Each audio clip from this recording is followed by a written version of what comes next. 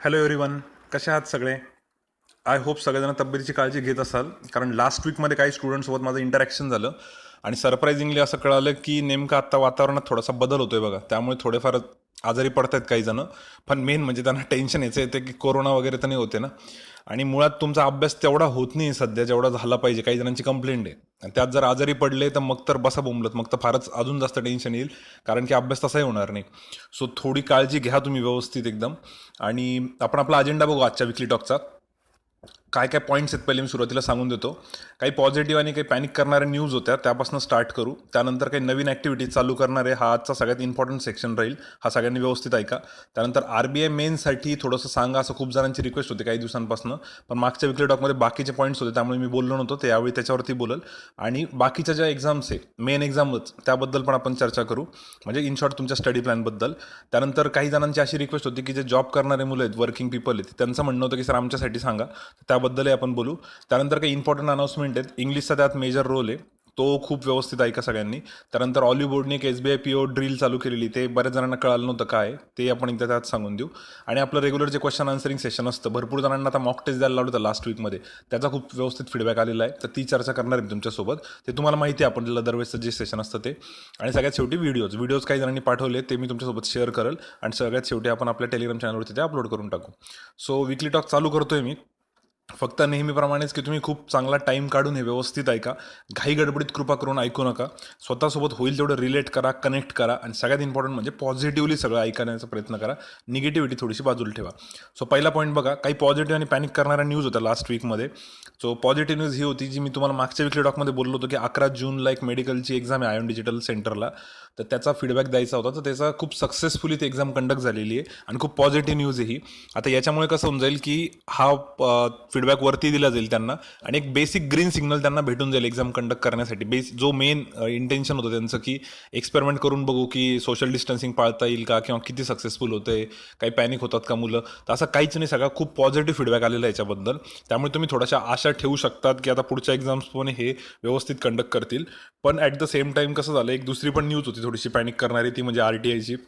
भरपूर जण कन्फ्यूज झाले की सर RTIमध्ये त्यांनी दिलेलंच नाही आहे, SBIची एक्झाम आहे म्हणून, आणि इकडे आयॉन डिजिटलवाले सांगताय. तर आता कसं आहे, आयॉन डिजिटलच्या एंडनी त्यांचं तर बरोबरच आहे, त्यांना लगेच तुम्ही ब्लेम नका करू. कारण मागच्या आता आपला विकली टॉक काही जण 2 महिन्यापासून फॉलो करत असेल, पण याला 2 वर्ष होऊन गेले. आपण क्लासमध्ये नेहमीच घेतो दर सोमवारी. सो त्याच्यातही मी नेहमी तुम्हाला सांगायचो की आयॉन डिजिटलच्या ज्या पण डेट्स तिकडनं मला सांगायचे, ते मी तुमच्यासोबत शेअर करायचो. आणि तुम्हाला माहिती असेल, चांगलं आठवत असेल की लास्ट 2 इयर्समध्ये तरी असं शक्यतो झालंच नाही की त्यांच्या डेट फेक होत्या म्हणून किंवा चेंज झाल्या म्हणून. असं कधीच काही झालेलं नाही. त्यामुळे त्यांना पूर्ण त्यांचं क्रेडिट देऊ आपण. पण जस्ट बिकॉज आता कोरोनामुळे काही गोष्टी त्यांच्याही हाताबाहेर आहे, त्याला आपण काय करणार आहे. आणि राहिला RTIचा प्रश्न, आता सगळ्याच गोष्टी काय ते सांगूच शकतील असं नाही. RTIमध्ये त्यांनाही कुठेतरी लिमिटेशन असणार आहेत. काही गोष्टी ते कॉन्फिडेन्शियल ठेवतही असेल. हा नो डाऊट की RTIचा मिनिंग पण तो आहे की आपल्याला सगळ्या गोष्टींची माहिती पाहिजे. पण एक राईट टाईम आल्यानंतर कदाचित तुम्हाला ते RTIमध्ये त्या गोष्टींचा रिप्लाय देतील. सो सध्या तरी त्यांनी ती गोष्ट तेवढी रिव्हील नाही केली. कदाचित कोरोनामुळे परत एकदा ती डेट पोस्टपोन होऊ शकत असेल, जशी 27ची पोस्टपोन झाली. त्यामुळे टेम्पररी बुकिंग पण असू शकते त्यांची. सो बेसिकली ह्या गोष्टी ठीक आहे, म्हणजे थोड्याशा पॅनिक करतात काही जणांना. पण मी लास्ट टाइम बोललो होतो की तुम्ही शक्यतो या गोष्टींपासून दूरच राहा. ज्यावेळेस यायचं त्यावेळेस येऊन जाईल, आम्ही तुम्हाला विकली टॉकमध्ये कन्फर्म सांगूनच देऊ. आणि मेन म्हणजे सगळ्यात प्लस पॉईंट हा आहे की जरी समजा झालं तर ते लेटच होणार आहे, त्याच्यापेक्षा आधी तर नाही होणार आहे ना. त्यामुळे तुम्हाला फायदा असा आहे की तुम्ही त्या 12 जुलैच्या हिशोबानेच अभ्यास करा. झालं पोस्टपोन तर बघता येईल, काही प्रॉब्लेम नाही. इनफॅक्ट रिव्हिजन जास्त होईल, फायदाच आहे तुम्हाला, त्यात कसं नुकसान तर नाही आहे. असं कोणी आहे का बाबा की ज्याचं असं म्हणणं आहे की सर माझ्या अभ्यासाच्या स्ट्रॅटर्जीमध्ये खूप काही चेंजेस करावं लागणार आहेत मला जर का डेट पोस्टपोन झाली तर. तसं काही असेल तर तुम्ही मला पर्सनली कॉन्टॅक्ट करा, एखाद्या सिनियरला कॉन्टॅक्ट करा, त्यांच्याशी तुमचं शेड्यूल बनवून घ्या. पण मला नाही वाटत की असं कोणाला प्रॉब्लेम असणार की सर डेट पोस्टपोन झाली तर माझं अख्खं शेड्यूलच चेंज होणार आहे अभ्यासाचं. बिलकुल नाही, तुम्ही 12 जुलै पकडूनच चला. असलं तर तुम्ही कॉन्टॅक्ट करू शकता. आणि दुसरा त्यात एक इश्यू जो येणार आहे तो म्हणजे ट्रान्सपोर्टेशनचा. तो ट्रान्सपोर्टेशनचा इश्यूबद्दल आता परवाच माझं हर्षलसोबत बोलणं झालं. मालेगावचा स्टुडंट आहे आपला, त्याचं सिलेक्शन झालेलं आहे बँक ऑफ बरोदामध्ये. त्याच्या डॉक्युमेंट्स औरंगाबादला अडकले होतात. तो म्हणतो माझ्या औरंगाबाद डॉक्युमेंट्स आहे, तर सर मी तिकडे येऊ. कारण मी मागच्या विकली टॉकमध्ये बोललो होतो की तुम्ही तुमच्या हिशोबाने कम्फर्ट झोननुसार आता हळूहळू चालू करून द्या यायला, कारण की जर बँकेने तुम्हाला बोलवलं होतं. पण अनफॉर्च्युनेटली त्याचा मालेगाव म्हणजे त्याचा एरियाच रेड झोनमध्ये, तर त्याला परमिशनच नाही भेटली, पासच नाही भेटला औरंगाबादला यायला. सो त्याचा तो एक प्रॉब्लेम होऊन गेलेला आहे.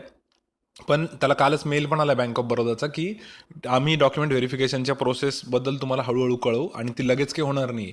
त्यांना तो एक रिलीफ भेटून गेलेलं आहे. इमिजिएट त्यांचं तसं काही नाही आहे.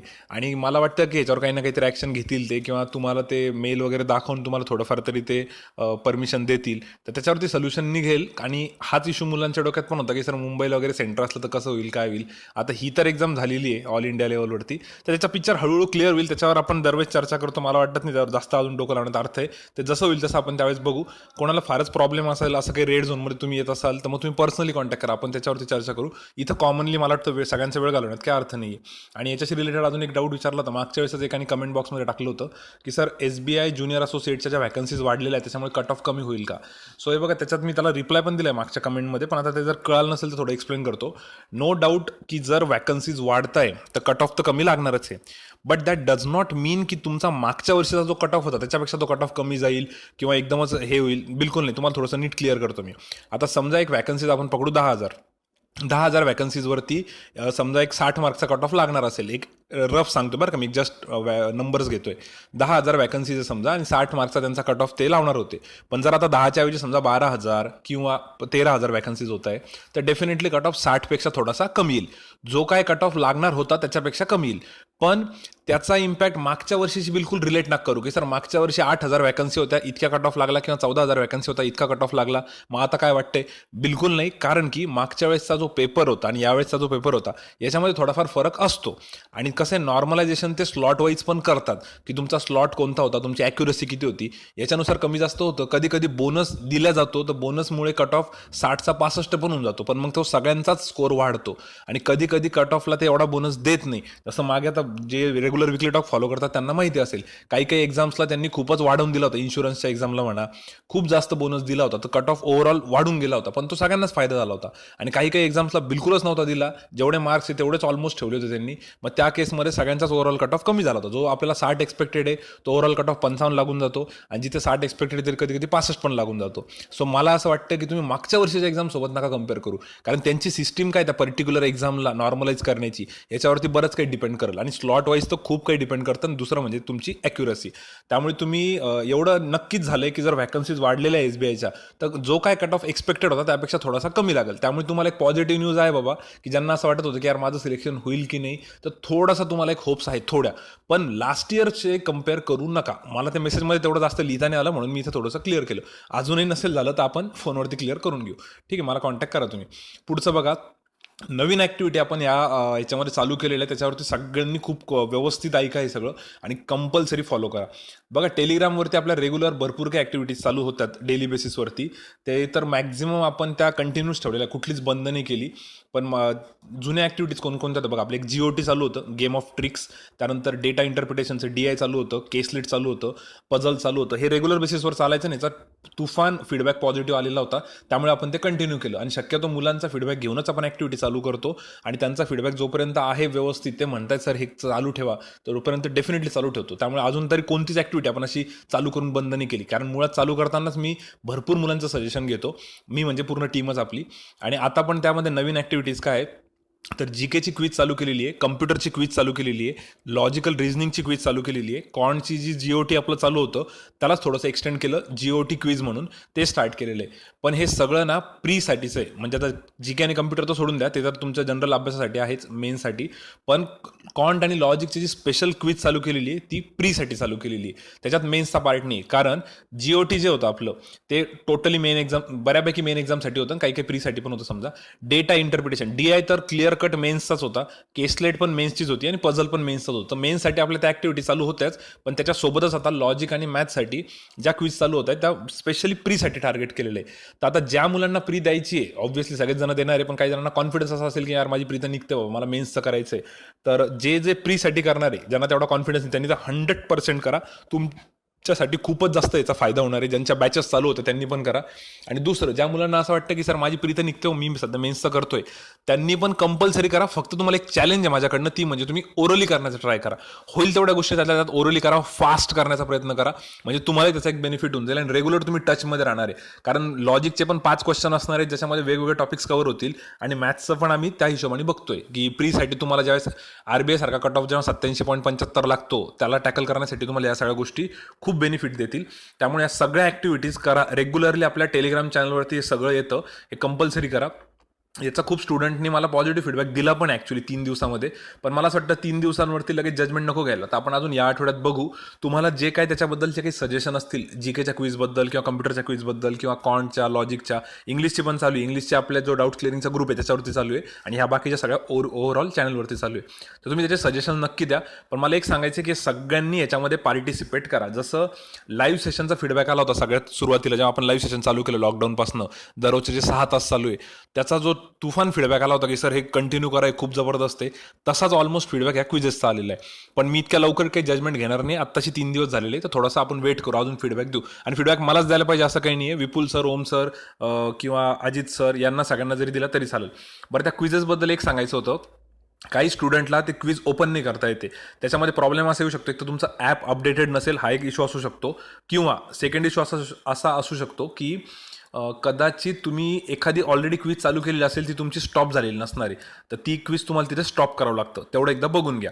आणि कम्प्युटरच्या आणि जीकेच्या क्विजेसचे क्वेश्चन्स व्यवस्थित बघा. जे जुने मुलं आहे त्यांनी तर खरंच नीट बघा आणि त्याच्यावर तुमचा फीडबॅक द्या. कारण याच्यामध्ये आता सध्या कल्पना खूप जास्त मदत करते. अभिषेकनी पण इंग्लिशच्या क्विजसाठी खूप जास्त मदत केलेली आहे. इनफॅक्ट तोच कंडक्ट करतोय तिकडची क्विज. तर त्यामुळे या मुलांना आता स्पेशल थँक्स की यांनी खूप जास्त मदत केलेली आहे. पण अजून बाकीचे जे पण असतील, ज्यांना काही सजेशन द्यायचे असतील, तर बिंदास सजेस्ट करा. अजित सर, विपुल सर किंवा मॅडमला जरी सजेस्ट केलं तरी काही हरकत नाही, आम्ही त्यामध्ये चेंजेस करू. तर या ॲक्टिव्हिटीमध्ये नक्की पार्टिसिपेट करा. आता थोडंसं सिरियस पॉईंटवरती येऊ आपण. जो सगळ्यात इम्पॉर्टंट पार्ट मी म्हटलं होतं आजच्या सेशनचा, तो म्हणजे बघा, इंग्लिशचा जो लाईव्ह सेशन चालू आहे त्याचा खूपच भारी फीडबॅक आलेला आहे. मागच्या वेळेस मी तुम्हाला बोललो होतो पार्टिसिपेट करा, मॅडमनी खूप चेंजेस केलेले आहे आणि खूप स्टुडंटनी तो पॉझिटिव्ह फीडबॅक दिला आहे. त्यामध्ये मॅडम पर्सनली कॉल करतायत भरपूर स्टुडंटला. सायली मॅडम पण करताय, प्रियंका मॅडम पण करताय. इंग्लिशची पूर्ण टीम त्यावर एफर्ट्स घेते. आणि इव्हिनिंग बॅचचा जो एक ग्रुप होता, प्लस मला असं वाटतं अजून एक कोणता तरी ग्रुप आहे, त्या दोघांनी पण मॅडमला कॉन्फरन्स कॉलवरती भरपूर काही सांगितलं की आमच्या इंग्लिशचे काय इश्यूज येत आहेत, काय नाही. आणि मॅडमनी त्यांना खूप व्यवस्थित सांगितलं की आता तुम्ही घरी काय करायला पाहिजे. नो डाऊट मॅडम विकली टॉकमध्ये सांगताय, मी पण इकडे सांगतोय किंवा बाकीचे पण सगळेजण तुम्हाला मदत करताय. पण जर तुम्हाला असं वाटत असेल की नाही सर मला थोडंसं पर्सनली पण डिस्कस करून घ्यायचं आहे, तर तुम्ही कुठल्याही फॅकल्टीसोबत कधीही इंटरॅक्ट करू शकता. त्यांचे नंबर्स माझ्याकडनं घ्या. तर मॅडमनी इंग्लिशसाठी तर खूप जास्त जोर लावलेला आहे. आणि इंग्लिशचा लाईव्ह सेशनचा टायमिंग आपला 7:30 ते 9:30 सकाळी 2 तास आहे. त्याच्यामध्ये दुसरा एक पॉईंट जो होता, पर्पजली मॅडमनी काय केलंय, सॉरी एक सेकंड, सॉरी, पर्पजली मॅडमनी काय केलं आहे की इंग्लिशपासूनच लाईव्ह सेशनची आपली सुरुवात केली. कॉन्टचं नंतर ठेवलं आहे, लॉजिकचं नंतर ठेवलं आहे. कारण की त्याचा खूप जणांना प्रॉब्लेम आहे. 90% रिझल्ट जे आता IBPS क्लर्कचे मुलांचे गेले होते, जे मुलं कंप्लेंट करत होते, समजा 10 मुलांनी कंप्लेंट केली की सर माझा रिझल्ट नाही आला, त्यातले 9 मुलं असे होते ज्यांचे इंग्लिशमुळे प्रॉब्लेम झाला होता. हे मी आधी पण बोललो होतो. त्यामुळे ज्यांना पण इंग्लिशचा प्रॉब्लेम वाटतोय, स्कोअर कमी येतोय, त्यांनी प्लीज ते लाईव्ह सेशन अटेंड करा. मॅडमचा विकली टॉक रेग्युलर फॉलो करा. त्याच्यामध्ये बघा, मी मागच्या वेळेस मंगेशचं पण एक्झाम्पल दिलं होतं की त्याला लॉजिकमध्ये खूप चांगला स्कोर आहे. तर इनफॅक्ट त्यांनी पण मला मेसेज केला होता की सर माझा लॉजिकचा खूप चांगला स्कोर आहे, माझं सिलेक्शन पण झाले, तरी माझा इंग्लिशचा थोडासा इश्यू आहे. आणि त्यांनी मग मॅडमचे रेग्युलर विकली टॉक फॉलो केले, फक्त त्याला GST काय ते लक्षात येत नव्हतं. तर मॅडम आता तुम्हाला नेक्स्ट व्हिडिओमध्ये GST पण सांगाल किंवा GSTवरती एक स्पेशल व्हिडिओ पण बनवतील. मी मॅमलाही तो फीडबॅक देतो, तुम्ही पण मॅमला फीडबॅक द्या होतं. तर अशा काही ॲक्टिव्हिटीज आहे ज्या मुलांना माहीत नाही आहे. आणि स्पेशली जसं की आता एक एक्झाम्पल द्यायचं झालं तर नांदेडची अंकिता आहे. तिने मागे GST काय तिला माहीत नव्हतं, मॅडमशी कॉन्टॅक्ट केला, दररोज ती मॅडमसोबत कॉन्टॅक्ट करायची. तिने लिटरली मॅडमला मराठीमध्ये लिहून पाठवली समरी की एक्झॅक्टली काय तिला कळालं आहे त्या पॅसेजमधनं किंवा वॉट एव्हर जे काय त्यांना टास्क दिली होती. आणि त्याच्यानंतर आता ते खूप दिवस झालं, त्या मॅडमने तर मला दोन्ही स्क्रीनशॉट पाठवले, म्हणे सर हे बघा हे सगळं मराठीमध्ये लिहिलं त्यांनी आणि हे सगळं इंग्लिशमध्ये. मी वाचून पण दाखवलं, तुम्हाला वाटलं तर मी टेलिग्रामवरती शेअर पण करेल तिचं. तर इतकी इम्प्रूव्हमेंट दिसते आणि ती रेग्युलरली फॉलो करते. तिचं पहिले मला, आणि ती क्लासची स्टुडंट नाही बरं का, स्पेशली हे सांगणं मेन्शन करणं गरजेचं आहे. कारण क्लासचे स्टुडंट नसताना जस्ट बिकॉज विकली टॉकमध्ये तिला इतका जास्त फायदा होतोय, त्यामुळे बाकीच्यांनी तर त्याचा पुरेपूर फायदा घ्या. आणि तुम्ही मॅमसोबत खूप लवकर कनेक्ट होऊ शकता, कारण तुम्ही क्लासमध्ये लेक्चर्स केलेले, तुम्हाला माहिती की GST काय. आता या मुलीला तर GST माहीत नव्हतं, तिला मॅमनी तेवढी मदत केली. आणि मध्ये काही जणांची कंप्लेंट होती की मॅडम रिस्पॉन्स देत नाही, रिॲक्ट करत नाही आहे, मॅडमचा फोन खराब झाला होता, त्यामुळे थोडासा प्रॉब्लेम झाला होता. पण या गोष्टी तुम्ही थोड्याशा समजून घ्या. पण मॅडमसोबत कॉन्टॅक्टमध्ये राहा. मॅडमसोबत झालं, प्रियंका मॅडम, इंग्लिशच्या पूर्ण जे काही 3-4 जणांची टीम आहे त्यांची, त्या सगळ्यांसोबत कॉन्टॅक्टमध्ये राहा. आणि लगेच पेशन्स नका लूज करू बरं का. जर तुम्ही समजा मेहनत घेताय पण तुम्हाला असं वाटतं की सर बघा बरं तरी माझा फायदा नाही होते, तर थोडं पेशन्स ठेवा यार. कन्सिस्टंटली ते सगळं करत राहावं लागणार आहे. पेशन्स रिलेटेड एक कोट पण मी तुम्हाला नंतर सांगून देईल. सो बेसिकली जसं अंकिता त्याचा इतका जास्त फायदा उचलते तसा मला वाटतं सगळ्यांनी फायदा उचलला पाहिजे. त्यानंतर अभिषेकने ज्या क्विजेस चालू केल्या आहे त्याचा पण मुलांनी खूप बेटर फीडबॅक दिलेला आहे, त्याचा पण तुम्ही उपयोग करून घ्या. ते आपल्या इंग्लिशच्या चॅनलवरती चालू आहे. आणि इनफॅक्ट त्यांनी एक स्टोरीचं पण चालू केलेलं आहे, तो प्रत्येक याचा स्टोरी टाकतो. तर ती स्टोरी जमलं तर मी तुम्हाला टेलिग्राम चॅनलवरती पण शेअर करेल, त्याचाही भरपूर जणांना फायदा होऊ शकतो. आणि त्याचा तुम्ही फीडबॅक द्या, तुम्हाला काय वाटते काय नाही. पण माझ्या साईडने माझं एक कंप्लेंट अशी आहे की कॉन्ट आणि लॉजिकचं कसं आहे, तुम्ही लाईव्ह सेशनमध्ये तुमच्या मॉक टेस्टमधले भरपूर क्वेश्चन शेअर करता आणि तिथं आपल्याला दिसतं की त्याचे किती वेगवेगळे अप्रोचेस मुलं आन्सर देत आहे किंवा कसं अजून बेस्ट अप्रोच आपण लावू शकतो, काय दुसऱ्यांकडून आपल्याला शिकायला भेटतंय. तसं तुम्ही इंग्लिशच्या पण लाईव्ह सेशनमध्ये ना तुमच्या मॉक टेस्टचे जे पण डाऊट्स असतील ना त्याचे स्क्रीनशॉट तिथं शेअर करा. आणि त्यासाठी मला वाटतं मॅडमनी तुम्हाला एक विंडो दिलेली पण लाईव्ह सेशनची, एवढ्या एवढ्या टाईममध्ये तुम्ही तुमचे क्वेरीज विचारू शकता. तर ती माझी एक कंप्लेंट आहे, तिथं तुम्ही थोडंसं सिरियस घ्या. आणि ज्याही स्टुडंटचे इंग्लिशचे मार्क्स कमी आहे किंवा इंग्लिशमुळेच रिझल्ट गेलेला आहे असं वाटतंय ना, त्यांनी मला वाटतं एकदा स्वतःच्या मनाला खरंच तुम्ही नीट विचारा की यार तुम्ही इंग्लिशसाठी खरंच किती मेहनत घेतलेली आहे.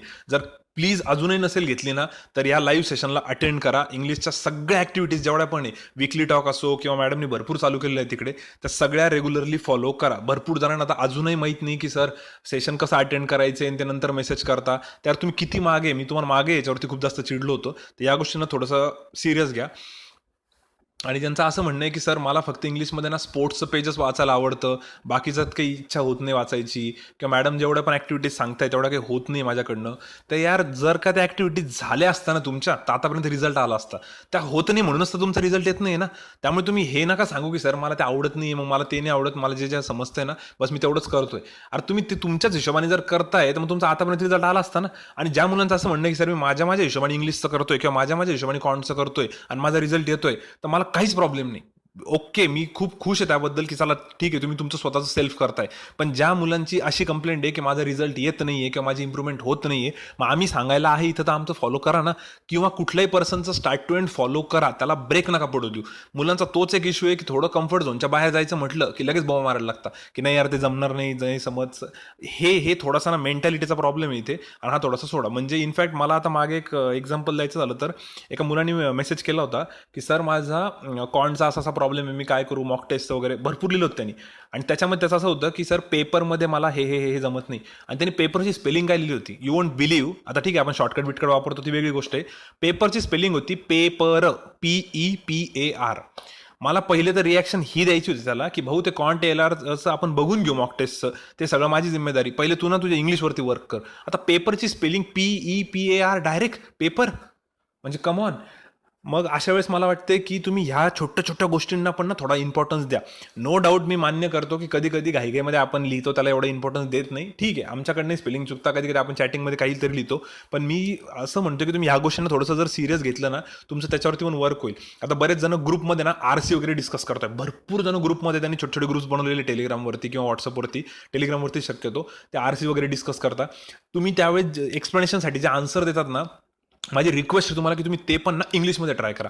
इंग्लिशमध्येच लिहा, तोडकी मोडकी का होईना, इंग्लिश असेल तुमची पण स्टार्ट करा. आणि शक्यतो तिथे शॉर्टकट्स नका वापरू, पूर्ण ग्रॅमॅटिकल सेंटेन्स वापरायचा प्रयत्न करा, त्यात पण तुम्हाला फायदा होऊन जाईल. अशी तुम्ही चॅटिंग करता ना त्याला थोडंसं एक्सटेंड करा. आणि तुमची चॅटिंग म्हणजे ती काय hi hello good morning good नाईटची तर नाही आहे, तुमचे सगळे इंग्लिशच्या एक्सप्लेनेशनबद्दलच आहे त्या क्वेश्चनच्या, तर त्याचा पण तुम्हाला फायदा होईल. म्हणून ते पेपरचं एक्झाम्पल मुद्दाम दिलं मी. आणि असं तुम्हाला 2-3 वेळेस घडलं होतं पण त्या मुलांना बोललो नाही कारण त्यांना ते वाईट वाटेल.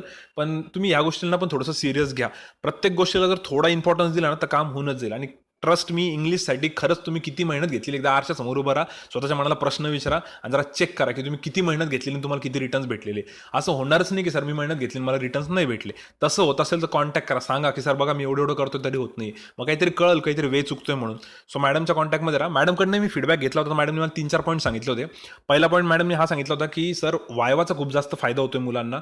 ऑनलाईन वायवाच्या मॅडम घेत आहेत ना त्यांच्या रेग्युलर डाऊट्स क्लिअरिंग सेशनमध्ये दररोज, त्याचा खूप जास्त फायदा होतोय. आणि मुलांचं इम्पॉर्टंट म्हणजे फिअर निघून जाते, भीती कमी होऊ लागली बरीचशी आता इंग्लिशशी रिलेटेड. त्यानंतर नॉन SSCचे जे स्टुडंट आहे, जे क्लासचे आपले स्टुडंट नाही आहे पण त्या ग्रुपवरती आहे, त्यांना स्पेशली इंग्लिशच्या विकली टॉकचा अति जास्त फायदा होतो. मॅडमचं आवर्जून म्हणणं होतं की सर हे मुलं जर इतके जास्त एफर्ट्स घेत आहे त्यांच्यासाठी काहीतरी नवीन असेल, पण कदाचित आपल्या मुलांना असं वाटत असेल की यार हे मी आधी करून बघितलं होतं पण मग तुम्ही कंटिन्यू नसेल केलं तर ते करा. मुद्दाम मी हा पॉईंट व्यवस्थित सांगितला की यार इकडच्या मुलांचा इतका जास्त फायदा होतोय. तिसरा म्हणजे परफेक्ट टायमिंग आहे. मॅडमचं म्हणणं आहे की सध्या हा इंग्लिशला द्यायला, कारण क्लासेस चालू झाल्यानंतर तुमचा खूप वेळ जातो त्याच्यामध्ये. तर आत्ता खूपच चांगला वेळ तुमच्याकडे, तुम्ही त्याच्याशी इन्व्हेस्टमेंट करा. आणि मी तर म्हणतोय, जर तुम्हाला हे पटत नसेल ना, तर एखाद्या सिनियरला किंवा एखाद्या बँकेत सिलेक्ट झालेल्या स्टुडंटला कॉन्टॅक्ट करा आणि त्याच्यासोबत चर्चा करा की यार खरंच इथं आत्ता इंग्लिशला इतका वेळ देणं वर्थ आहे का, तुला काय वाटतं, मॅडम असं सांगताय, सर असं सांगताय, एकदा खरंच चर्चा करा. कारण मी तुम्हाला लास्ट टाइम पण एक एक्झाम्पल दिलं होतं बघा, स्वप्नीलचं. स्वप्नील बँकेत आहे आपला, आणि त्यांनी विकली टॉक ऐकला होता मॅडमचा. आता युट्यूब चॅनल त्यांनी पण सबस्क्राईब केलेलं आहे, तर त्याला आपले सगळेच व्हिडिओ जातात. तर त्यात त्यांनी एकदा इंग्लिशचा विकली टॉक ऐकला. तो म्हणे सर हे 50% जरी फॉलो केलं मुलांनी, 50% तरी 100% रिझल्ट येईल म्हणे मुलांचा. फक्त त्यांनी कन्सिस्टंटली फॉलो केलं पाहिजे आणि लगेच अपेक्षा नाही ठेवल्या पाहिजे, थोडे पेशन्स ठेवले पाहिजे. आणि मॅडमचा अजून एक पॉईंट होता की हे तर मुलांना सर तुम्ही पटवूनच सांगा की जोपर्यंत इंग्लिशचा रिझल्ट येत नाही तोपर्यंत तुमचं फायनल सिलेक्शन होणार नाही. असे खूप तुम्हाला 1-2च मुलं भेटतील की जे म्हणतील की यार नाही यार माझं इंग्लिश वीक होतं तरी पण माझा रिझल्ट आला. आणि असे म्हणणारे स्पेशली खूप जुने मुलं असतील. आताचा पॅटर्न खूप चेंज झालेला आहे. आता तुम्ही असं म्हणू नाही शकत की यार माझे 1-2 सब्जेक्ट वीक असले तरी माझा रिझल्ट येऊ शकतो. आणि असे म्हणणारे खूप एकतर एक्स्ट्रा ऑर्डिनरी असतील, पण सगळे मुलं तसे नाहीत ना. आपल्याला आपल्या आपल्या हिशोबाने जावं लागेल ना. आता प्रत्येक जण असं नाही की 4 तास अभ्यास करतो, काही जण 4 तास करता, काही 8 तास करता, काही 10 तास करता. प्रत्येकाच्या लेवलनुसार करावं लागतं. काहींचा खरंच जास्त प्रॉब्लेम असतो. सो ह्या गोष्टींना थोडा सिरियसनेस द्या. आणि याच्याबद्दल मी अजून थोडंसं बोलणार आहे पुढे. एकदा मला वाटतं आरबीआय मेन्सचं मी एकदा सांगून देतो, ठीक आहे. आरबीआय मेन्ससाठी आणि दुसऱ्या मेन्ससाठी पण जे मुलं प्रिपेअर करतात त्यांनी ऐका. इनफॅक्ट जे मुलं प्रीसाठी प्रिपेअर करताय त्यांनी हे ऐकायला काही हरकत नाही, कारण पुढे जाऊन तुम्हाला हे करायचंच आहे. सो पहिले तर मला हे सांगायचं आहे की जे पण मुलं आरबीआयसाठी प्रिपेअर करताय, खरंच जर तुम्हाला आरबीआयमध्ये सिलेक्शन करायचे तर तुम्ही म्हणा एफर्ट्स थोडे जास्त घेण्याची तयारी ठेवा. कारण नॉर्मल IBPS क्लर्कचा वगैरे जो काय पेपर असतो आपला क्लेरिकल लेवलचा, त्या पेपरपेक्षा जर तुम्हाला आरबीआय असिस्टंट व्हायचं तर तुम्हाला डेफिनेटली एफर्ट्स वाढावं लागणार आहे. त्यामुळे तुम्ही त्या माइंडसेट पहिले चेंज करा की यार तुम्ही तिकडे जेवढी मेहनत घेत होते त्याच्यापेक्षा तिकडे जास्तच घ्यावं लागणार. कारण मी जे पण सांगणार आहे ते थोडंसं जास्त राहील. तर तुम्ही त्याला कम्पेअर नका करू की सर आधी तर मी एवढंच करत होतो तरी माझा रिझल्ट आला, मग आता खरंच एवढं करावं लागेल का. कमॉन, हे आरबीआयचा पेपर आहे आणि इकडं ना कट ऑफ तुम्हाला प्रीचाच दिसला होता 87.75. याचा क्लिअर मिनिंग आहे की इथं खूप क्रीम क्राऊड येणार आहे. इथं तुम्हाला असे सिली मिस्टेक केल्या आणि 4-5 क्वेश्चन चुकवून ठेवले जीकेचे, तर लगेच कॉम्पिटिशनच्या बाहेरच जाणार तुम्ही. त्यामुळे थोडं सिरियसली घ्या प्रत्येक गोष्टीला आणि शेड्यूल होईल तेवढं स्ट्रिक्टली फॉलो करण्याचा प्रयत्न करा. मी जेवढंही सजेस्ट करल ते तंतोतंत सगळ्यांकडनं फॉलो होईल याची गॅरंटी नाही आहे. बट स्टील जर तुम्हाला काही त्यात चेंजेस वाटले तर तुम्ही मला कॉन्टॅक्ट करू शकता. मी होईल तेवढं जनरल सांगण्याचा प्रयत्न करतोय. सो बघा, पहिलं जे मला वाटतंय कम्प्युटरपासून चालू करू. कम्प्युटरचं मुलांनी मेसेज पण असे केले होते कमेंट बॉक्समध्ये पण की आरबीआयसाठी शेड्यूल सांगा. तर मी आरबीआय आणि बाकीच्या मेन्ससाठी पण सांगतोय. फक्त आरबीआयवाल्यांना कम्प्युटर एक्स्ट्रा राहील, बाकीच्यांना तेवढं राहणार नाही सध्या एसबीआयसाठी समजा. सो आरबीआयवाल्यांसाठी पहिला पॉईंट म्हणजे कम्प्युटरच्या क्विजेस करायला पाहिजे. कम्प्युटरच्या क्विजेस आता आपणही चालू केलेल्या आहेत, त्या करा. ते एक 15-20 क्वेश्चन असतात त्याच्यामध्ये. त्यानंतर कम्प्युटरचे व्हिडिओज टाकतोय, त्या व्हिडिओचा खूप चांगला फीडबॅक आलेला आहे. हे नवीन सेकंड राऊंड आहे आता व्हिडिओचा, आधीचे एक राऊंड होऊन गेलेला आहे. तर याचा खूप तुफान फीडबॅक आहे, तर हे पण एक करा. आणि याच्या पलीकडे जर तुमच्याकडे वेळ असेल तर कम्प्युटरचे जेवढे क्विजेस तुम्हाला भेटताय कुठे पण कुठल्याही ॲपवरती किंवा PDF मध्ये त्याही केलं तरी चालतं. पण मला असं वाटतं कम्प्युटरला 2 तास देण्याचं टार्गेट ठेवा. ज्यांना खरंच असं वाटतंय की सर मला जायचंच आहे आरबीआयमध्ये, त्यांना सांगतो एवढं स्ट्रिक्टली करा तुम्ही, आणि तुम्हाला चेंजेस दिसेल तुमच्यामध्ये किती इम्प्रूव्हमेंट झाली. असं त्याला थोडंसं टंगळमंगळ टाइमपास घेऊन केलं तर मग मला नाही वाटत खरं आहे म्हणून. कम्प्युटर 2 तास बोललो मी. एक तर आपल्या चॅनलवरती क्विजेस पण आहे, आपल्या चॅनलवरती व्हिडिओज पण आहे, आणि त्यानंतर कुठल्याही याच्यामधनं ॲपमधनं तुम्ही क्विजेस करा. कारण तो व्हिडिओ तुमचा जवळपास 1 तासामध्ये जाईल आणि उरलेल्या 1 तासामध्ये तुम्ही मग हे सगळं करू शकता. 2 तास मॅक्स. एवढा कम्प्युटरला इम्पॉर्टन्स का दिला जातोय, कारण की कम्प्युटरचं वेटेज पण 40च मार्क आहे, कॉन्टचं पण 40 मार्क आहे, इंग्लिशचे 40 मार्क आहे, लॉजिकचे 40 मार्क आहे आणि जीकेचे 40 मार्क आहे. म्हणजे सगळ्यांना इक्वल वेटेज आहे, 20-20-20%. त्यामुळे तुम्हाला तेवढा इम्पॉर्टन्स द्यावा लागणार आहे त्याला. सो कम्प्युटर 2 आवर्स, इंग्लिशचं 2 तास करा. एक तर रिडिंग करा किंवा मॉक टेस्ट तुमच्या हिशोबाने. कारण कसं इंग्लिशचं मॅडम जास्त सांगतात तर मॅडमला फॉलो करा, त्याच्यावर मी जास्त वेळ नाही घालवणार. त्यानंतर जीकेचं 2 तास केलं पाहिजे. त्यात मला असं वाटतं क्लिअरली की 1 तास तुम्ही काय करायला पाहिजे, जो सध्या करंट अफेअर्सचा व्हिडिओ चालू आहे ग्रुपवरती पण आपण टाकतो बघा, ते एक करा. त्यानंतर ग्रुपवरती क्विजेसची पण एक लिंक असते, ती एक बघा. त्यानंतर 1 तास जो तुमचा उरतोय ना, त्याच्यामध्ये शक्यतो पाहिजे त्या क्विजेस तुम्ही करू शकता, किंवा तुमचं जे काही रिव्हिजन करायची तुम्हाला आता ती चालू करून द्या. जानेवारीचं जीके किंवा फेब्रुवारीचं. आता काही जणांनी हे पण मेसेज केलं होतं की सर जीके एक्झॅक्टली करू कधीचं. तर बघा, सगळ्यात अनप्रिडिक्टेबल पार्ट त्या जीकेचं, जसं कोरोना कधी संपल कळत नाही ना, तसं हे जीके कोणतं विचारतील काहीच कळत नाही कोणाला. कारण की ती एक्झाम कधी होणार ते नाही समजत. आणि झाली जरी तर मागे काही दिवस भरपूर कोरोनामुळे गेलेले आहेत, त्यामुळे कोरोनाच्याच न्यूज किती आहेत ते समजत नाहीये. मला जेवढं समजतंय बघा, आता 15 मे पासनं थोडंसं लॉकडाऊन ओपन केलं होतं त्यांनी थोडंसं अनलॉक केलं होतं त्यावेळेसपासून बऱ्याच ॲक्टिव्हिटीज चालू झालेल्या आहे. सो 15 मे पासून तर तुम्ही तंतोतंत रट्टा मारण्याचा प्रयत्न करा. 15 मे पासून आता तुम्ही 15 जून जरी पकडलं तर एक महिन्याचं तुम्हाला दिसत असेल, तुम्ही जे रेग्युलरली फॉलो करता की यार थोड्याशा अपॉइंटमेंटच्या न्यूज पण दिसत आहे, थोडेसे चेंजेस पण दिसत आहे. जसं की मायग्रेंटसाठी काही स्कीम्स काढल्या होत्या त्यांनी, आता प्रत्येक राज्याने काढल्या होत्या स्कीम्स म्हणण्यापेक्षा त्यांनी काही त्यांच्यासाठी सांगितलं होतं, बरंच काही अनाऊन्स केलं होतं. सो ते ऑलमोस्ट सगळं सेमच आहे. तुम्ही जर त्या न्यूज नीट ऐकलं तर त्या लक्षात नाही राहणार का पुढे जाऊन. त्यामुळे त्या डेली बेसिसवर केलेलं बेटर आहे. म्हणून मी जे 2 तास म्हणतो त्यातलं 1 तास तुम्ही डेली जीकेचा चालू ठेवा आता आहे. कारण हा एक महिना 15 मे टू 15 जून आणि याच्या पुढचं पण जोपर्यंत एक्झाम येत नाही आरबीआय मेन्सची तोपर्यंत हे सगळं जीके करा. आणि एका ह्याच्यामध्ये मला असं वाटतं जे आधीचं होतं जानेवारी फेब्रुवारीचं, आता ते येईल का याची गॅरंटी नाही आहे, पण त्यात काही काही इव्हेंट्स खरंच खूप इम्पॉर्टंट होते. मागच्या वेळेस पण बोललो तुम्ही तुम्हाला की बजेट इम्पॉर्टंट होतं, ऑस्कर अवॉर्ड्स झाले, त्यानंतर क्रिकेटचे काही अवॉर्ड झाले होते, या काही काही गोष्टी खूप इम्पॉर्टंट होत्या ना, त्या एकदा रिवाईज करा. आणि दुसरा पॉईंट ऑफ व्ह्यू जर विचार केला तर तशी पण तुमची 29 मार्चला मेन्स एक्झाम होती आरबीआयची. जे पण मुलं आरबीआयसाठी प्रिपेअर करत आहेत त्यांनी त्यावेळेसच जानेवारी फेब्रुवारी मार्चचं जी काही तर केलंच असणार आहे, कारण 29 मार्चला तुमचा पेपर होता तुम्हाला माहिती होतं. सो जर तुम्हाला माहिती की त्यावेळेस तुमचा पेपर होता आणि तुम्ही एवढं जानेवारी फेब्रुवारीचं जी की केलेलं आहे, तर मला वाटतं की जस्ट बिकॉज ते खूप जुनं आहे आणि आता नको करायला, ह्या इंटेन्शनपेक्षा त्याला रिव्हिजन करून घ्या. कारण तुमचं ते ऑलरेडी झालेलं आहे.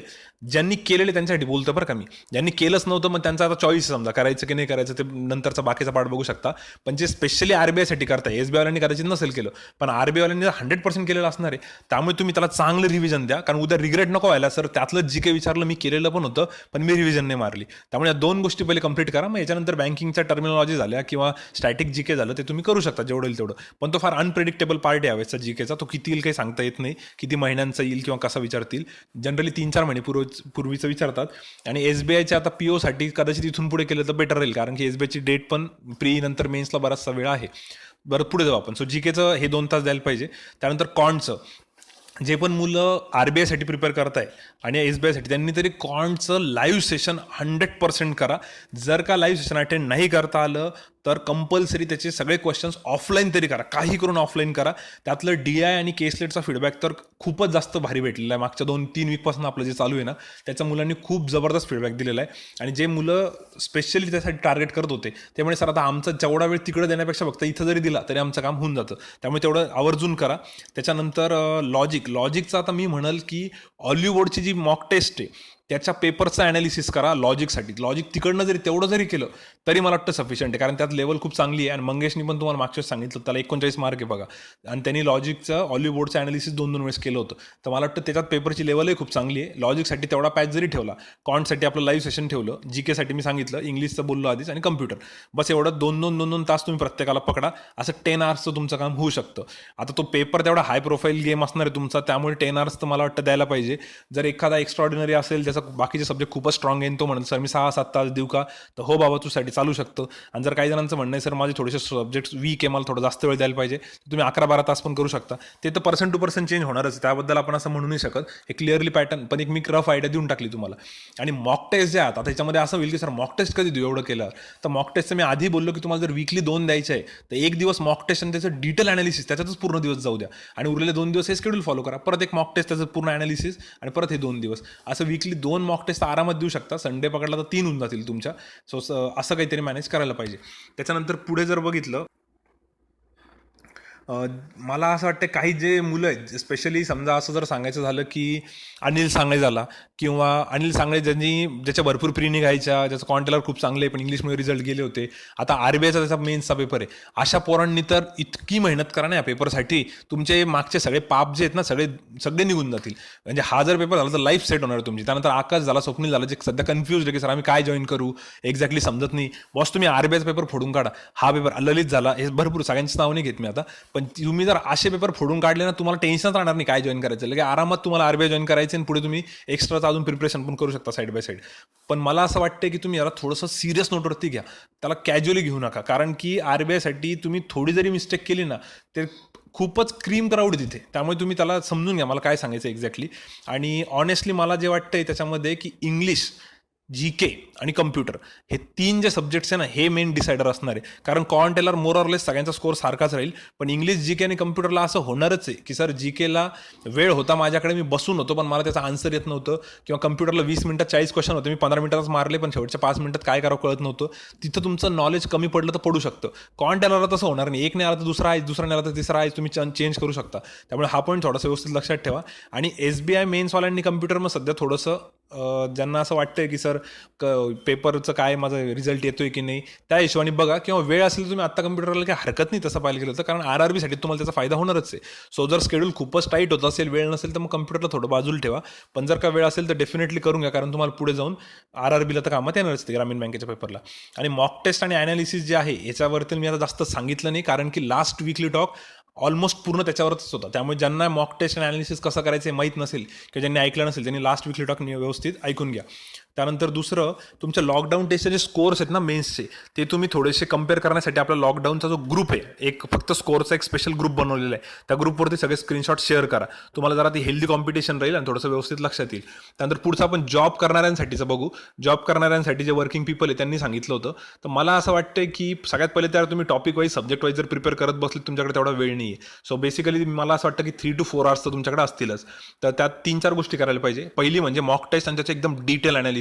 त्या डिटेल अनालिसिसमध्ये तुमचं कॉन्टेलर ऑलमोस्ट कव्हर होईल. त्याच्यापेक्षा दुसरं तुम्हाला काही करायची गरज पडणार नाही. त्यानंतर लाईव्ह सेशनमध्ये कॉन्टची जे मी वरती बोललो, लाईव्ह सेशन जे आहे कॉन्टचं, ते काही करून ऑफलाईन का होईना तेवढं करा. त्यात खूप क्वालिटी क्वेश्चन्स आहे. आणि DI आणि केसलेट तर 100% करा त्यातलं. त्याच्यात जर तुम्ही एक्सपर्ट झाले बॉस, तर तुम्हाला कुठल्याही टाईपचं DI आणि केसलेट 100% जमून जाईल. तुम्हाला SBIला पण याचा खूप जास्त फायदा होईल. तिसरा पॉईंट म्हणजे GKचा मला वाटतं 1.5 तास, GKचा जो व्हिडिओ आहे ना आपला ग्रुपवरचा, तो 1.5च्या स्पीडने बघायचा. तो थोडासा पटापटा होऊन जाईल. पण GK मात्र तुम्ही रेग्युलर करायला पाहिजे. आणि इंग्लिशची रिडिंग 1 तास कंपल्सरी. मग तुम्ही नॉवेल वाचा, RC वाचा, काही करा, पण दररोज तुम्ही रिडिंग टचमध्ये पाहिजे. सो जे पण जॉब करणार आहे त्यांना मी 4 गोष्टी सांगितल्या. आता ते म्हणतील की सर या 4 गोष्टी आमच्या 3-4 तासामध्ये तर होतच नाही, कसं करणार? व्यवस्थित सांगतो मी तुम्हाला. मला असं वाटतंय की मॉक टेस्ट आणि डिटेल अनालिसिस जे त्याचं कॉन्टचं पूर्ण एकूण एक क्वेश्चन सॉल्व्ह करायचा, लॉजिकचा एकूण एक क्वेश्चन सॉल्व्ह करायचा, नंतर अनालिसिसमध्ये इंग्लिश पूर्ण बघायचं आहे, GK झालं, कम्प्युटर झालं, जर तुम्ही RBIची देताय तर एवढं जर तुम्हाला डिटेल करायचं आहे ना, तर मला वाटतं की ते एका दिवसात तर काही होणार नाही. सो याला काय करा तुम्ही, समजा सोमवार, मंगळवार, बुधवार तीन दिवस आहेत ना, तर 3 दिवसामध्ये थोडं एक दिवस सोमवारी पेपर द्या, मंगळवारी थोडंसं अनालिसिस करा, बुधवारी थोडंसं अनालिसिस करा. थोडा वेळ देऊन 1-1, 1.5 तास देऊनच तुम्ही हे सगळं साईड बाय साईड करा. आणि याच्यासोबत 2 गोष्टी कंपल्सरी करा. 2 गोष्टी कोणत्या? एक म्हणजे GK कंपल्सरी करायचं, दररोज 1 तास द्याच तुम्ही.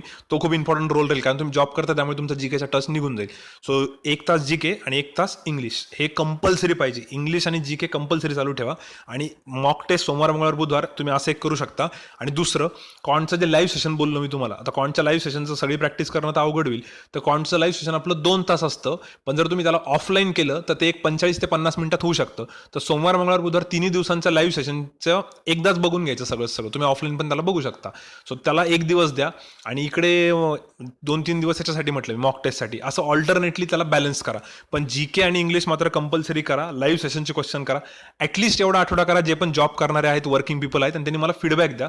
तुमचा काय प्रॉब्लेम येत आहे, तुम्हाला किती वेळ भेटतोय, नाही भेटत आहे, संडे तुमच्याकडे एक्स्ट्रा येतात, तुम्ही कसं कव्हर करू शकता, हे तुम्ही मला थोडंसं फीडबॅक द्या. मग आपण 1-on-1 बघू. कारण लास्ट वीकली टॉकमध्ये काय झालं, व्हिडिओमध्ये काही जणांनी कमेंट केली होती की सर मी वर्किंग आहे, माझ्यासाठी सांगा. तर त्यासाठी मी असं बोललेलो आहे. प्लस अजून पण काही जणांनी मेसेज केले होते. तर जर तुम्हाला यातल्या काही गोष्टी नाही समजल्या तर माझ्याशी कॉन्टॅक्ट करा. आपण त्याशी परत पर्सनली डिस्कस करू. त्यानंतर पुढचं एफर्ट्स तर मात्र मारावं लागणार याच्याशी रिलेटेड. जर जॉब करणाऱ्यांची अशी कंप्लेंट असेल ना की सर एवढा जॉब करून काही मला इच्छा नाही राहत काही अभ्यास करायची वगैरे, तर हे बघा, जे पण मुलं आत्तापर्यंत सिलेक्ट झालेले आहेत असे तर कोणी तुम्हाला भेटणार नाही की यार मी एवढा काही अभ्यास नव्हता केला तरी पण माझं सिलेक्शन झालं. ते डेफिनेटली त्यांनी खूप जास्त मेहनत घेतलेली असते. 1-2 तुरळक असतात की बाबा खूप जास्त टॅलेंटेड आहे किंवा इनबॉर्न त्यांचा टॅलेंट आहे, त्यामुळे त्यांना एवढी गरज नाही पडते. पण बाकी एफर्ट्स तर मात्र तुम्हाला घ्यावं लागणार आहे. आणि टाईम नाही आहे वगैरे त्या कंप्लेंट नका करू. टाईम तर तुम्हाला थोडासा काढावा लागणार आहे. आणि फक्त जॉबवाल्यांनीच एफर्ट्स घ्यायचे असे नाही आहे. जे सध्या जॉब नाही करत आहे त्यांनी पण अति जास्त मेहनत घ्यायला पाहिजे असं मला वाटतं. फक्त 4-5 महिन्याच मेहनत घ्यायची ना. एकदा सिलेक्ट झाल्यावर तुम्हाला कोण अभ्यास करा म्हणणार बरं नंतर परत, जर तुम्हाला तुमच्या आवडीचा जॉब भेटून गेला तर. आणि लाईफ सेट होऊन जाते. जसं मी आता अनिल सांगायचं म्हणलं ना की सगळे पाप तुमचे नष्ट होऊन जातील मागचे, जर का तुम्हाला खरंच तो जॉब भेटतोय तर. त्यामुळे थोडी अजून मेहनत घ्यायला काहीच प्रॉब्लेम नाही आहे. आणि टाईम मॅनेजमेंट वगैरे ते हळूहळू जमू शकतं. पण मला असं वाटतं की ह्याच्या सोबतच ना याची ना एक थोडीशी हॅबिट लावून घ्या. एक 20-25 दिवस कंटिन्यू केलं, ते 21 डेजचा पण फंडा सांगितला होता बघा. त्याच्यानंतर बघा तुम्हाला किती जास्त चेंजेस होईल आणि तुम्हाला ना इंटरेस्ट यायला लागेल या गोष्टीमध्ये. असं रटाळ, बोरिंग आणि फोर्सफुली तुम्हाला सांगितलंय करा बाबा 8 तास 10 तास, असं नाही होणार. जसं तुम्ही त्या अंकिताचं बघताय बघा, तिने लिटरली पहिले मराठीत लिहिली समरी, मराठीत, आणि त्याच्यानंतर ती आता इंग्लिशमध्ये व्यवस्थित लिहिते. तुम्हाला आवडतं, मी तो खरंच स्क्रीनशॉट शेअर करेल. तर मला वाटते तसं तिला आता खूप इंटरेस्ट यायला लागला त्याच्यामध्ये, की दररोज कधी मी ते GST बनवते किंवा समरी बनवते किंवा ते आर्टिकल वाचते, असं होत असणार आहे. की आता भरपूर मुलं जे लाईव्ह सेशन लॉकडाऊनपासून कंटिन्यू करताय, त्यांना असं होतं की कधी 10 वाजता 10 ते 12 आपलं मॅथ्सचं सेशन होईल, कधी मी आन्सर पोस्ट करेल, मी पण आन्सर देईल सरांसोबत. ते खूप जास्त भारी वाटते. तर मला वाटते तशी सवय लागली पाहिजे, तशी हॅबिट झाली पाहिजे तुम्हाला. आणि ट्रस्ट मी, ज्यावेळेस तुम्ही ही जर्नी एन्जॉय कराल ना, त्याच वेळेस खरी मजा आहे. ते नुसतं रटाळ चालू असेल तर त्याला काही अर्थ नाही आहे. आणि नो डाऊट सुरुवातीला ते रटाळ वाटणारच आहे, की लगे पहिल्याच दिवसापासून मजा येईल असं नाही. सुरुवातीला बोर होतंच, पण काही दिवस स्वतःला पुश करा थोडंसं. आणि जर तुमच्याकडे खूपच टाईम असेल, जॉबची गरज नसेल, तर मग बसा रिलॅक्स बोंबलत, काही हरकत नाही आहे. जर तुम्हाला घाई नसेल ना बॉस, मग तर काही तुम्ही सिरियस घेऊ नका या गोष्टी. पण ज्यांना माहिती आहे की यार आपली फायनान्शियल सिच्युएशन थोडीशी खराब आहे, आणि सगळ्यांची फायनान्शियल सिच्युएशन खराब नसते, किंवा सगळ्यांचंच मॅथ्स तेवढं चांगलं नसतं, इंग्लिश तेवढं चांगलं नसतं, त्यामुळे त्यांना थोडे एक्स्ट्रा एफर्ट्स घ्यावं लागतात. आत्ताच मी लिओनार्डो डायकॅप्रिओचा एक वाचला होता कोट. त्यात त्यांनी सांगितलं होतं की तुम्हाला कोणीच मदतीला येणार नाही. प्रत्येकाला आपापली स्वतःची सिच्युएशन स्वतःच वाढवावं लागते. त्याचं मोठं आर्टिकलच होते, जमलं तुम्ही ते पण शेअर करेल. तर त्याच्यात त्याचं तेच म्हणणं होतं की यार तुम्ही बोंबलत बसू नका की सर हा येईल कोणतरी मदतीला आणि तोपर्यंत मी वेट करतो. तुम्ही एफर्ट्स घ्यायला चालू तर करा. ते एफर्ट्स घेतल्यानंतर मग हळूहळू तुम्हाला बाकीच्या सगळ्या गोष्टी फेवरमध्ये जातील. जसं बऱ्याच वेळेस ते हे पण म्हटलं जातं बघा, की ते एक सेंटेन्स आहे ना कॉमन, की फॉर्च्यून फेवर्स द ब्रेव. तर ते एक लक्षात ठेवा, की ज्यावेळेस तुम्ही खरंच एफर्ट्स घ्यायला लागतात ना, त्यावेळेस थोडासा लकचा पार्ट म्हणा किंवा बाकीचा पार्ट म्हणा, तो पण तुम्हाला साथ देईल. पण नुसतंच हातावर हात ठेवून बसलेले आणि बोंबलत आहे की नाही सर होतच नाही, काही असंच नाही होते, ते नाही पटत यार मला. तो थोडासा रटाळ ॲटिट्यूड थोडासा बाजूला ठेवा आणि थोडं एफर्ट्स घ्यायला चालू करा. कारण लॉकडाऊन नंतर धप्पाधप एक्झाम येतील, त्यावेळेस बोंबलत बसाल की जरा आधी अभ्यास केला असतं तर बरं झालं असतं. आणि स्पेशली जे मुलं असं म्हणतील ना की सर क्लेरिकलचा रिझल्ट आलाय, आता मला जॉईन करायला लावताय घरचे, आता माझ्याकडे दुसरा ऑप्शन नाही आहे, पण माझे तर POचे स्वप्न होते. आणि हे असं मागच्या वीकमध्ये मी कोणासोबत तरी बोललो, तो म्हणे की सर त्यावेळेस माझी फायनान्शियल सिच्युएशन अशी होती की मला आहे तो जॉब जॉईन करणं मस्ट होता. तर बरोबर आहे ते, कारण त्यावेळेस तुमच्याकडे दुसरा ऑप्शनच नव्हता की तुम्ही थांबा थोडे 3-4 महिने आणि पुढची एक्झाम द्या. पण आता वेळ आहे ना, आता मस्त प्रॉपर अभ्यास करून ठेवू, नंतर लॉकडाऊन नंतर धपाधप एक्झाम चालू झाल्या की सगळ्या फोडून काढायच्या, काहीच प्रॉब्लेम नाही आहे. त्यामुळे ते एक रिग्रेट नका राहू दे तुमच्याकडे, म्हणून थोडासा जोर लावा याच्यावरती. आणि मी परत सांगतोय, जे रिलॅक्स आहे ना, ज्यांना फायनान्शियल इश्यू नाही आहे, काही नाही आहे, त्यांनी चालू द्यावा आरामात, एकदम मस्त मजा करायची करा, काही टेन्शन नाही आहे. पण बाकीच्यांची सिच्युएशन तशी नाही आहे. सो नवीन स्टुडंटने मला, आणि याच्यात अजून एक सांगायचं होतं की जेवढं पण तुम्ही करताय ना, ते प्लीज कॉन्सन्ट्रेशननी करा. होईल तेवढं कॉन्सन्ट्रेशननी करा. त्या गोष्टी बरोबर लक्षात ठेवा. त्याला परत करण्याची वेळ नाही आली पाहिजे. याच्यावर एक व्हिडिओ पण आहे आज, तो व्हिडिओ पण नक्की बघा. सगळ्यात शेवटी सांगतो मी तुम्हाला. आणि नवीन स्टुडंटला जर काही प्रॉब्लेम असेल, किंवा जे पण बॅच करणारे आहेत सध्याचे, की सर स्पीडचा प्रॉब्लेम येतोय वगैरे, त्यांनी क्विजेस मात्र जास्तीत जास्त द्या. हे मी खूप वेळ सांगून झाले, परत रिपीट करतो. ऑलिव्ह बोर्ड, बँकर्स अड्डा, ग्रेडअप, प्रॅक्टिस मॉक यांचे ना ॲप डाउनलोड करा. त्याच्यावरती क्विजेस असतात रेग्युलर, त्या देत राहायच्या. त्याच्यामुळे तुम्ही बरोबर कंटिन्यू टचमध्ये राहणार आहे. कारण की कट ऑफ खूप जास्त लागतात काही वेळेस, आणि ते प्रत्येकाला शक्य नाही आहे की 8-10 दिवसांच्या मॉक टेस्टमध्ये लगेच स्पीड वाढवणं. पण बाकीच्यांना नाही जमत, तर त्यांनी मात्र या गोष्टी कंटिन्यू करायला पाहिजे. आणि इंग्लिशची रीडिंग बॉस, ते बुक्स वगैरे रीड करत राहा. त्याच्याशी रिलेटेड तुम्हाला अजून एक शेवटी अनाउन्समेंट सांगतो मी नॉवेलसाठी. आपण पुढे जाऊ. पहिला आता इम्पॉर्टंट अनाउन्समेंट आणि फीडबॅक काय होता बघा. एक तर ऑलिवूडची मेन अनाउन्समेंट करायची होती मला. SBI PO रिक्रुटमेंट ड्रिल त्यांनी चालू केले. तो एक व्हिडिओ मी तुम्हाला हवं त्याच्यानंतर शेअर करतो आपल्या टेलिग्राम चॅनलवरती. त्यात बरोबर मुलं विचारत होते की सर आम्ही रजिस्ट्रेशन करू का, तर 100% करा. ते एक्झॅक्टली काय आहे ते पण सांगतो मी तुम्हाला. ऑलिव्ह बोर्डनी काय केलं, जसं तुमची ॲक्च्युअल एक्झाम असते तशी तुमची एक एक्झाम कंडक्ट करणार आहे ते SBI POची. तुमची प्रीची एक्झाम, तुमची मेन्सची एक्झाम, तुमचं त्याच्यात हॉल तिकीट पण येईल, त्यानंतर तुमचा इंटरव्ह्यू पण होईल, तुमचं सगळं डिटेल ते सिलेक्शनपर्यंत नेणार. एक डेमो समजू शकता तुम्ही. तिथं तुमचं सिलेक्शन झालं म्हणजे तुमचं SBI PO सिलेक्शन झालं असं बिलकुल नाही आहे. ती जस्ट एक प्रॅक्टिस आहे. तर मला असं वाटतं ते 100% सगळ्यांनी त्याला रजिस्टर करा. ₹99 त्याचा काहीतरी चार्जेस आहे.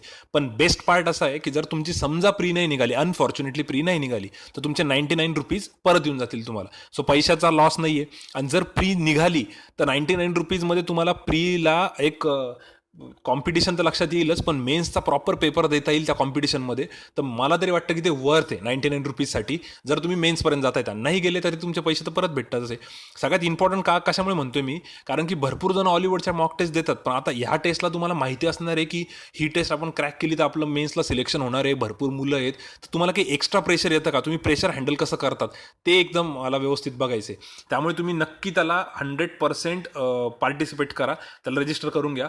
त्या हॉलिवूडवाल्यांचा आपला कुठलाही कसलाही टायअप नाही आहे, त्याचे काही मला 10% 20% क्लासला काही भेटणार आहे असं बिलकुल नाही आहे बरं का. नाही तर असं वाटतं सर एवढा का फोर्स करताय, मी क्लिअरली सांगतोय ते तुमच्या फायद्यासाठी, त्यामुळे तुम्ही करा.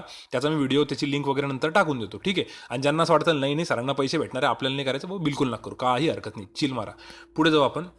आता पुढे काही मुलांचं कंप्लेंट काय होती बघा याच्यामध्ये, की एका कोणासोबत चर्चा केली मी, गौरवसोबत केली होती.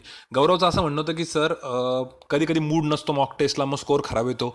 जर मॉक टेस्ट द्यायच्या वेळेस तुमचा मूड नसेल ना, तर शक्यतो मॉक टेस्ट देऊच नका, कारण तो जो काय स्कोर येईल XYZ तो स्कोर नेहमी डोक्यात राहतो आणि मग डोकं आउट होऊन जातं. तर शक्यतो त्यावेळेस मॉक टेस्ट मूड खराब असेल देऊच नका.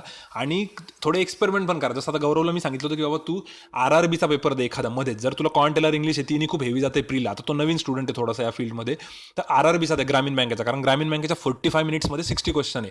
त्याच्यात फायदा असा आहे की तुम्ही 45 मिनिटामध्ये टाईम बॅरियर नाही तुम्हाला, तुम्ही 45चे 45 मिनिट कॉन्ट पण देऊ शकता. आता ज्या मुलांना असं वाटतं की सर मला कॉन्टला ना वेळच नाही भेटतो, थोडासा वेळ जास्त द्यायचा आहे, तर तुम्ही असे एक्सपेरिमेंट करा. ग्रामीण बँकेचा 45 मिनिटाचा एखादा पेपर द्या आणि पूर्ण 45 मिनिटं फक्त कॉन्ट करा, म्हणजे तुम्हाला ते रिग्रेट नाही राहणार की यार मला वेळ नाही भेटला. तुम्हाला बघा ना 45 मिनिटात किती जमतं ते तर कळेल, कारण कधी कधी असं वाटतं यार थोडा वेळ असतं मला जमलं असतं, मग एकदा ट्राय मारून बघू. कधी कधी 45 मिनिटं पूर्ण लॉजिक देऊन बघा, जस्ट बिकॉज तुम्हाला किती जमतंय किती नाही याच्यासाठी मी म्हणतोय बरं का. जसं क्लासमध्ये ज्यावेळेस आपण मॉक टेस्ट क्लासमध्ये ज्यावेळेस मी टेस्ट घ्यायचो, तुम्हाला कॉन्टचा आठवत असेल, मी डायरेक्ट तुम्हाला 1 तास द्यायचो आणि फक्त 30 क्वेश्चन्स असायचे, पण ते क्वेश्चन एकापेक्षा एक बेकार असायचे की तुम्ही पूर्ण 60 मिनिटं ट्राय केले पाहिजे, म्हणजे तुम्हाला कळल किती जमते किती नाही. तसं तुम्ही एक्सपेरिमेंट करू शकता. आणि असं होऊन जातं बऱ्याच वेळेस मॉक टेस्टमध्ये की 15 सेकंदात एखाद्या क्वेश्चनचा आन्सर आला ना, आपण इतकं खुश होऊन जातो आणि त्या चक्करमध्ये पुढचा 1-2 मिनिटं अजून एखाद्या क्वेश्चनमध्ये घालून देतो त्या मागच्या खुशीमध्ये. तर तसं नका करू. ह्याच्यातच तुम्हाला ना पेशन्स शिकायचे, कुठे किती वेळ द्यायचा आहे किती नाही आहे, थोडं हळूहळू हे सगळं मॅनेज करायला भेटेल. तर त्याची खूप जास्त कंप्लेंट होती की सर कधी कधी खूपच वेळ जातो, मग फ्रस्ट्रेशन येतं. आणि मला असं वाटतं कदाचित हे भरपूर जणांसोबत होत असेल. तर सुरुवातीला असं होतं, आणि मी मागच्या वेळेस पण बोललो ना की काही जणांना 5 मॉक टेस्टमध्ये जमल, काहींना 10 मॉक टेस्टमध्ये जमल, काहींना 2च मॉक टेस्टमध्ये जमल. तर प्रेशर हँडलिंग झालं किंवा स्क्रीनसोबतचं तुमचं जे काय ह्युमन कम्प्युटर इंटरफेस आहे तो तुम्हाला किती लगेच तुम्ही कम्फर्टेबल आहे की नाही आहे, त्याला थोडासा वेळ तर लागलच नाही, तरी थोडेसे पेशन्स ठेवा. आणि या फेजमधनं ना सगळेजण जातात. आता तुमचे खुशाल सर जरी झाले तर त्यांचा पण सुरुवातीचा पहिल्या मॉक टेस्टचा स्कोअर खूप खराब होता, पण नंतर त्यांनी इम्प्रूव्ह केला. फक्त कन्सिस्टंटली हे सगळं करत राहायला पाहिजे रेग्युलर बेसिसवरती. आणि याच्याशी रिलेटेड अजून एक स्क्रीनशॉट आहे, तो एकदा मला वाचावा लागेल. सोनियाने एक मेसेज केला होता, तिचं म्हणणं होतं की सर रिजनिंगचे मला ना सगळे क्वेश्चन जमता, पण पेपरमध्ये त्या मोमेंटला ते पजल बसत नहीं और बहुत टाइम जाता है, तो फिर क्या करूँ, कुछ समझ में नहीं आ रहा है और बाद में पता चलता है की ये मुझे आने वाला था. तर ही तर कंप्लेंट सगळेजण रेग्युलर करतात. त्याच्यावरती मी तिला रिॲक्शन दिली होती की बाबा थोडं कॉन्सन्ट्रेशन नाही कर, 5-6 मॉक टेस्टमध्ये कंटिन्यू कॉन्सन्ट्रेशन ठेवायचं, हळूहळू असं होऊन जातं. पण मला वाटतंय की त्याच्यामध्ये अजून एक दुसरी गोष्ट काय आहे की थोडं फिअर पण बाजूला ठेवा, कारण the moment you fear you are nothing, हे एक व्यवस्थित लक्षात ठेवा. याच्यानुसार प्रत्येक वेळेस असं नाही होणार की यार पझल चालू केलं तुमच्या डोक्यात आलं की यार मला जमणार नाही. थोडंसं त्याला पॉझिटिव्ह ॲटिट्यूडनी पण घ्या आणि हवं तर एक्सपेरिमेंट करा. एखाद्या मॉक टेस्टमध्ये नुसते पझलच सॉल्व्ह करत बसा, बाकी काही करूच नका. मग तुमचं थोडं फिअर निघून जाईल की यार वेळ दिला की जमू लागला यार मला ते. सो मला तरी वाटतं की थोडं तिथं पेशन्सची गरज आहे. आणि पेशन्स म्हणजे मी असं नाही म्हणत की तुम्ही एकदमच स्लो आणि मंदपणे करा. पेशन्स रिलेटेड एक कोट होता बघा, तोही तुम्हाला वाचून दाखवतो, एकाने मला पाठवलेला आहे की patience is not simply the ability to wait. बऱ्याच जणांना असं वाटतं की पेशन्स म्हणजे वेट करा, शांत राहा. Patience is not simply the ability to wait, it's how we behave while we are waiting. तो जो वेटिंग पिरियड आहे त्यावेळेस तुम्ही कसं रिॲक्ट करताय ते सगळ्यात इम्पॉर्टंट आहे. त्यामुळे आता नो डाऊट की तुम्ही 5 मॉक टेस्ट दिले, तुमचा स्कोर नाही वाढत आहे, तुम्हाला अपेक्षा खूप जास्त आहे, पण थोडं थांबा, लगेच जास्त फ्रस्ट्रेट होऊ नका. हळूहळू या गोष्टी ओव्हरकम होऊन जातील. त्यानंतर लॉकडाऊनच्या स्कोअरबद्दल मला एक बोलायचं होतं. आता 97-98 जो आपण लॉकडाऊनचा ग्रुप बनवलेला आहे स्कोअरचा, त्याच्यावर भरपूर मुलं स्कोअर टाकता, मी खूप जवळून बघितलं. 97-98% आहेत मुलांना, पण प्रत्येकाचे 3-4 क्वेश्चन चुकीचे असतात. तर बॉस हे खूप वाईट आहे. तुम्हाला असं वाटतं की सर 97% किंवा आज वैष्णवीचाच बघितला मी, 5-6 क्वेश्चन रॉंग होते आणि पर्सेंटेज चांगला होता. अरे पण हे काहीच कामाचं नाही आहे, कारण मेन एक्झामला जर एवढे 5-6 चुकले ना तर नॉर्मलायझेशनचा असा फटका बसतो, खूप मागे स्कोर येतो. म्हणजे तुमचे 25 अटेम्प्ट आहे आणि त्यात जर का 4 चुकले तर आयडियली तुम्हाला 20 मार्क भेटले पाहिजे. 25 अटेम्प्ट आहे, 4 चुकले म्हणजे 21 राईट, 20 मार्क भेटले पाहिजे. पण तिथे मार्क तुम्हाला 17, 17.5, 18 एवढेच भेटतील. नॉर्मलायझेशनमध्ये खूप कमी करता, कारण तुम्ही विचार करा, एखाद्या मुलाने 20 अटेम्प्ट केले त्याची 20 राईट आहे आणि तुम्ही 25 अटेम्प्ट करता आणि 4 रॉंग करताय, दोघांचा स्कोर सारखा झाला ना. पण ते सारखा देत नाही, कारण की मी 20 अटेम्प्ट केले म्हणजे माझी ॲक्युरेसी चांगली आहे, तर माझा स्कोर बोनस देतील मला. 20च्या ऐवजी 22, 23 मार्क भेटता आणि ज्याचे 25 अटेम्प्ट करून 4 रॉंग आहे त्याला 17, 18 मार्क भेटता. तर विचार करा, 5 कमी करून तुम्हाला 4-5 मार्क जास्त भेटत आहे, तर किती चांगली डील आहे. त्यामुळे तुम्ही 100% ॲक्युरेसीवर जास्त पहिले फोकस करा. ते स्कोअरच्या ग्रुपवरती मी तिथे जास्त रिॲक्ट नाही करत, कारण तिथे जवळपास भरपूर मुलं आहेत. पण हे मुद्दाम विकली टॉकमध्ये बोललो मी की तुमची 100% ॲक्युरेसी ठेवण्याचा प्रयत्न करा, कॉन्ट आणि LRचा तरी. आणि एक चौधरी नावाचा स्टुडंट आहे, तो आपल्या क्लासचा नाही. त्याचं म्हणणं होतं की सर LICचा माझा रिझल्ट आला आहे, IBPS क्लर्कचा पण आलेला आहे, SBI ज्युनियर असोसिएटचा आहे, मी सध्या LICमध्ये काम करतोय, मला RRB PO आणि SBI PO इन्शुरन्ससाठी प्रिपेअर करायचं आहे. तर त्याने मला त्याचे स्कोअर कार्ड शेअर केले मॉक टेस्टचे. त्याचे पण कॉन्ट LRच्या प्रत्येक मॉक टेस्टमध्ये 6-7 क्वेश्चन चुकीचे होते. आता त्याच्यात मला 2 गोष्टी वाटतात. आता ज्या मुलांचं सिलेक्शन झालेलं आहे ते एक तर थोडं कॉन्फिडेंटली क्वेश्चन टिक करतात की चला आपलं सिलेक्शन झालं किंवा आपल्याला जास्त जमते म्हणून. तर कधी कधी हे खूप बेटर पण जातं, कारण तिथंच काही मुलं काय करतात, त्याच गोष्टीला 4-4 वेळेस विचार करतात की यार एखादं पझल बघा 2-2 वेळेस सॉल्व्ह करतात भरपूर नवीन मुलं.